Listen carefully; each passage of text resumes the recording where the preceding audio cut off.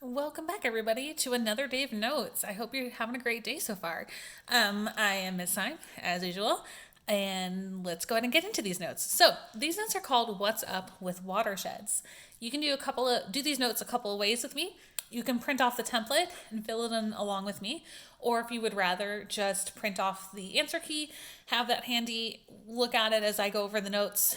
Either way is fine. To save us time, because there's a lot of awesome things we can color on these notes, I went ahead and pre-colored them in, so that way you're not having to watch me color for 20 minutes, and hopefully we can get this done a little bit faster. Okay, so what's up with watersheds?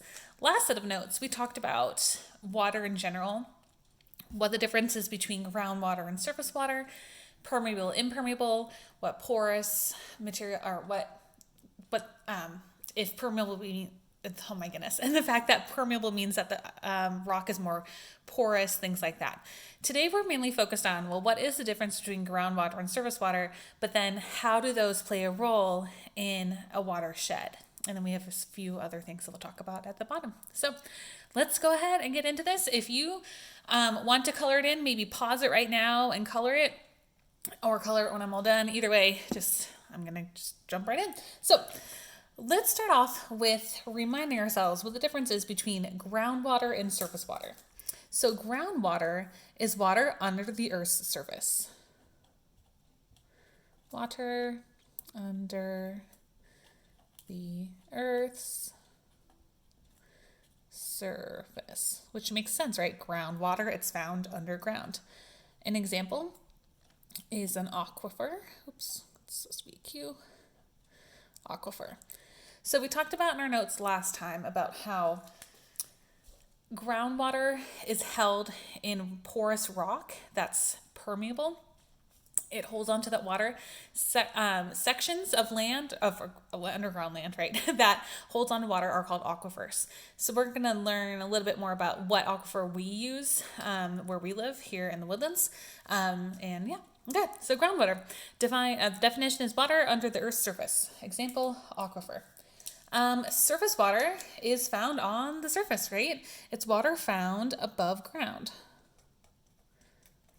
Water found above ground. Or another way to think about that is on the Earth's surface.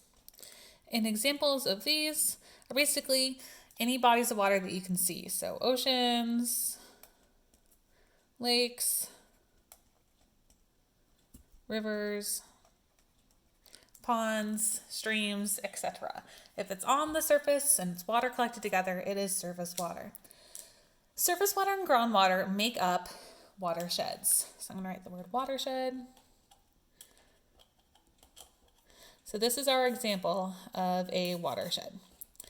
As you can see here, we have the groundwater under the ground, and then this river would be a example of surface water, as you can see. It's on the surface. Let's start here. Water. Watersheds are contain water moving, or let's try that one more time. Watersheds contain water flowing and water, oh my gosh, I'm so sorry, guys. Water flows moving into a larger body of water. Let's just say that. So water flows moving to a larger body of water. And the reason why I was stumbling over that is because it's talking about how when water is in a watershed, it's going to flow towards a larger body of water. So you can see up here, it's raining up on the edge of this watershed. So this would be like a hill, right? That water is going to flow towards a larger body of water. So it might get picked up in the stream at first, but then it'll go towards a river, and then rivers lead to lakes or lead to the ocean or oceans. So water will move towards a larger body of water. And then what we're also going to write is water that drains to a particular area. To a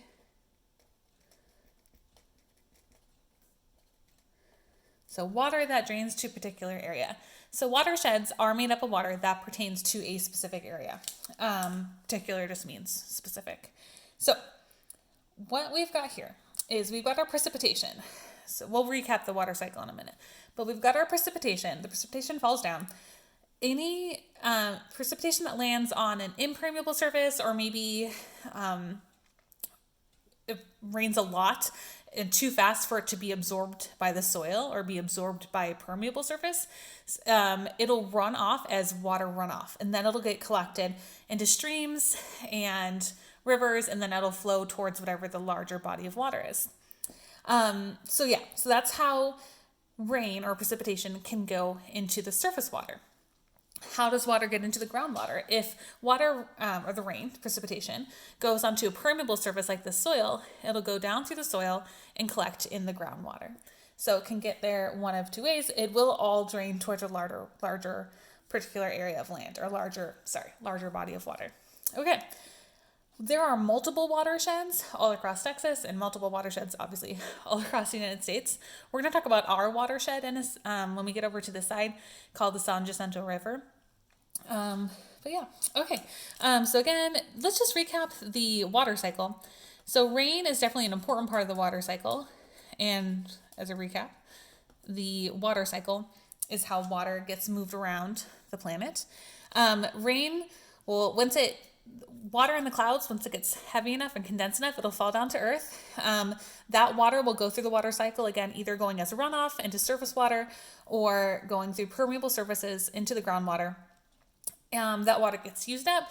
Some of it gets evaporated.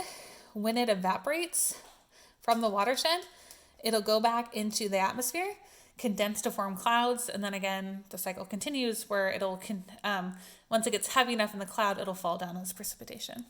Okay, just some fun facts down here. Watersheds can be big or small. Sizes do vary depending on the land. And the reasons why the sizes vary is because of the shape of the watershed. You're going to see a video in the next couple days about boundaries, showing you a model of a watershed with boundaries. But there's high areas of land that serve as the border of a watershed. So you can see up here, the rainfall, if it falls on this side of that almost like ridge in the land, it'll fall into this watershed. If it falls on the other side of a ridge, it'll fall into another watershed. So we'll give you more specific examples of that later. But they can be big or small, again, depending on the shape of the land. And we're going to jump into this part over here. So we've got San Jacinto River. We are part of the San Jacinto watershed. And again, we're right here. And I printed out a different map to show you. So San Jacinto River runs through Texas. This is the San Jacinto River San Jacinto watershed. Here's kind of a zoom in on it. This yellow part that I highlighted is Montgomery County. So that's where we live. And then that little green dot right there, that's about where the Woodlands is. Within this watershed, Montgomery County is just one county. So we share it with Harris County and some other counties. That's Lake Conroe right there. But this is the San Jacinto River. So any water that we're using as part of Montgomery County gets pulled from this San Jacinto watershed. So groundwater that we're using, that we pull up from wells, or we pump from the earth, we have to be careful with how much we're using, because think about just what's used in Conroe or just what's used in the Woodlands. We're sharing the same aquifer as all these other counties. And so we just have to be careful with how we're using the water and how much we're using the water. And then again, this is the San Jacinto watershed in comparison to Texas. There are multiple large rivers right in Texas, so there's going to be multiple watersheds. There is our little San Jacinto watershed. Okay. Like I said, we share San Jacinto watershed with other counties, so really important that we're careful with how we're using it. One thing we need to be careful about is water pollution and if we're polluting. There's our three different types of water pollution that I kind of drew in here. We have debris from litter. So this is like a can and little soda rings that found their way into a lake, right? We don't want to litter. This is debris from trees and leaves, and maybe it's from yard waste in somebody's yard. This is oil from a boat. All these are examples of pollution. In the next couple lessons, you're going to learn about the difference between point source and non-point source. Basically, point source is if we know exactly where the pollution's coming from. So we know this oil is coming from this boat. So that's an example of point source pollution, because we can point to it and go, that's the culprit. That boat is releasing oil and that's the pollution. These two are an example of non-point source pollution. We know what the pollution is, right? We're like, oh, that's litter. Oh, that's yard debris or leaves and sticks. We know what it is, but do we know where that can came from? No, unless you watch somebody throw a can into a river, or you watch somebody dump chemicals in a river, you wouldn't know where the trash came from. So same thing, can we assume probably that this yard waste came from somebody who lives nearby? Of course, but do we know that for sure? No. So point source, we know exactly where the pollution's coming from. Non-point, we have our suspicions, but we don't exactly know. Okay, and then why do we need watersheds? So why do we learn about this? Why are watersheds essential to having a supply of water?